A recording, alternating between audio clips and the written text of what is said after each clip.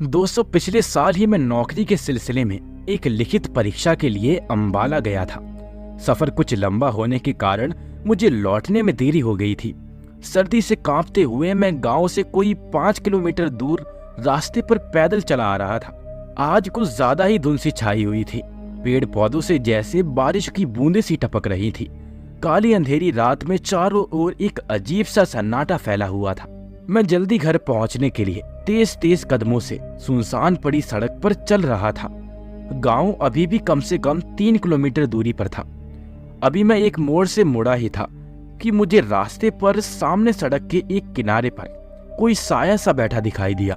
कितना भी दिलेर इंसान क्यों ना हो, रात में अकेला और पैदल सफर उसके दिल की धड़कनें बढ़ा ही देता है। दिन में जिन रास्तों पर चहल पहल होती है, रात में वही रास्ते उजड़े से और वीरान महसूस होते हैं। सामने रास्ते पर यूं किसी की मौजूदगी के एहसास से ही मेरे दिलो दिमाग में कई सवाल खड़े कर दिए थे। मेरी तेज चाल भी अब कुछ धीमी सी पड़ गई थी। थोड़ा और करीब पहुंचकर मुझे महसूस हुआ कि कोई औरत मुंह फेर कर बैठी हुई है और उसने गोदी में कुछ ले रखा है। मैंने जेब से फोन निकालकर समय देखा तो रात के 10 बज रहे थे। इतनी रात को इस सुनसान सड़क पर कोई औरत क्या कर रही है और यहाँ पर पहुंची कैसे? अभी मैं ये कुछ सोच ही रहा था कि उसकी सिसक मेरे कानों में पड़ी। मुझे लग रहा था कि वह रो रही है। अब मैं बिल्कुल उसके बराबर में पहुंच चुका था। मैंने उसका चेहरा देखने की कोशिश की, मगर वह कुछ मुंह को नीचे की तरफ झुकाई हुई थी और अपनी गोद में लिए छोटे बच्चे के सिर पर हाथ फेर रही थी। मैंने उसके नजदीक खड़े होकर पूछा, आप कौन हैं और इतनी रात को यहाँ क्या कर रही हैं? मगर मेरी बात को तो जैसे उसने सुना ही नहीं था। लेकिन वो अभी भी उस छोटे से बच्चे के सिर पर हाथ फेर रही थी और बीच बीच में सिसक भी रही थी। मैंने फिर से कहा, आप यहाँ इस जगह आई कैसे और आप रो क्यों रही हैं? क्या इस बच्चे को कुछ हुआ है? इस बार उसने अपना मुंह ऊपर उठाया तो मैं दहल उठा। डर के मारे मैं लड़खड़ा कर सड़क पर जा गिरा, क्योंकि उस औरत के बाल बिखरे हुए थे और आंखों की पुतलियां बिल्कुल सफेद थी। दांत किसी दानव के जैसे लंबे थे। कुछ पल के लिए मैं जड़ सा हो गया था, मगर अगले ही पल में उठकर तेजी से वहां से भागा। मुंह से चीख ही निकल रही थी। मैं इतना डर गया था कि पीछे मुड़कर भी देख नहीं रहा था। अचानक मुझे लगा जैसे किसी ने मेरी पीठ पर कुछ दे मारा हो और मैं चीखकर फिर से सड़क पर जा गिरा। डर और दहशत से मेरा बुरा हाल हो चुका था। लग रहा था कि मैं किसी बुरे जाल में फंस चुका हूँ। सर्दी के मौसम में भी माथे पर पसीने की बूंदें आ गई थीं। मैंने पीछे सिर घुमाकर देखा तो कुछ ही दूरी पर वही औरत गोद में वही बच्चा लिए खड़ी थी। सबसे डरावनी बात तो ये थी कि बच्चे का कटा सिर सड़क पर पड़ा था और धड़ उस औरत की गोद में था और अब वह चीख चीख कर रो रही थी। अपनी हिम्मत बटोरकर मैं फिर से कांपती टांगों पर खड़ा हो गया और गांव की तरफ भागा। गनीमत ये रही कि अब मैं गांव के बिल्कुल नजदीक पहुंच गया था, जहां सड़क के साथ लगता हुआ एक पुराना मंदिर था। मैं गिरता पड़ता मंदिर में जा घुसा। मुझे मंदिर में रहने वाले साधु महाराज बरामदे में बैठे दिखाई दिए। ये दृश्य मेरे लिए आखिरी था, क्योंकि उसके बाद मैं गिरकर बेहोश हो चुका था। लुप्त होती चेतना के बीच मेरे कानों में किसी के कदमों की तेज तेज आवाज आ रही थी। जब आंखें खुली तो मैं अपने घर के बिस्तर पर लेटा हुआ था। बदन बुखार की तरह लग रहा था। सबकी नजरों में ढेरों सवाल थे। मैंने थोड़ा सामान्य होने पर जब सारी घटना बताई तो मेरे घर वाले हैरान रह गए।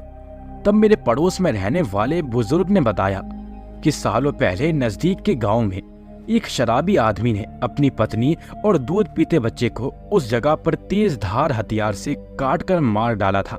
तब से उस औरत की आत्मा अपने बच्चे के साथ वहां आसपास घूमती दिखाई दे जाती है। मैं इस घटना के बाद इतना ज्यादा डर गया था कि उसके बाद कभी भी रात को अकेले कहीं नहीं गया। आज भी वह रात मेरे दिलो दिमाग में एक दहशत के रूप में काबिज रहती है। दोस्तों, अब बढ़ते हैं अपनी दूसरी कहानी की ओर। दोस्तों, जहां हॉस्टल की सभी लड़कियां सुबह 7 बजे तक मुंह ढांप के सोई रहती थी, वहीं आयुषी नियम से रोज सुबह 5 बजे उठकर जॉगिंग के लिए निकल जाती थी। बचपन से ही उसने जो ये आदत डाली थी, तो हॉस्टल आकर भी इस आदत को वो छोड़ नहीं पाई थी। बिना अलार्म ही उसकी नींद ठीक 5 बजे खुल जाती थी।